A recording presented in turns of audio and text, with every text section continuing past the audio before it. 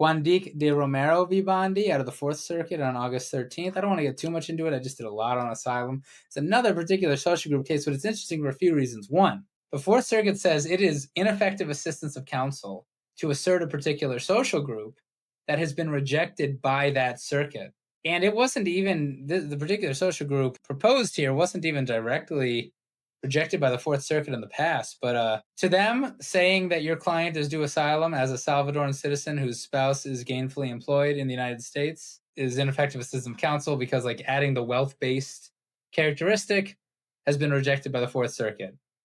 I mean, I guess, like, I don't know. I personally think particular social groups are so nuanced that if you don't have a direct circuit decision directly on point, I think it's hard to say that's ineffective assistance. But also, the ineffective assistance really is that attorney didn't assert other groups in addition to this wealth-based one. Mm-hmm. And that's where this decision gets really interesting, albeit dicta.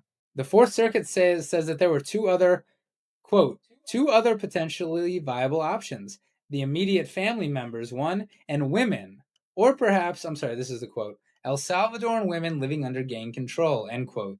Quote, both particular social groups are likely cognizable under our precedent, end quote. Restated, Fourth Circuit is saying Salvadoran women living under gang control is a particular social group in the Fourth Circuit. Likely.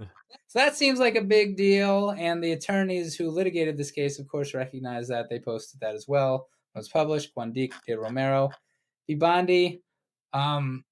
Also, the Fourth Circuit recognizing that immigration law is so important that ineffective assistance will deny non-citizen due process of law under the right, so assuming there's prejudice. So does this make it where, I mean, as you said, they should have argued these additional features, so it would have been okay. But to a certain extent, could it be this logic taken out? Like, if you're an immigration practitioner, which is federal law, you got to kind of be mindful of where the person lives and which district it's going to fall under.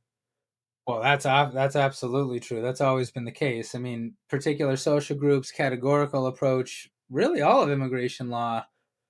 It's the circuit that governs. I don't want to toot my own horn, but that's why my podcast is so important. I'm doing the circuit law, and I've got it on the case page because it's even more so under Trump and after the death of Chevron deference.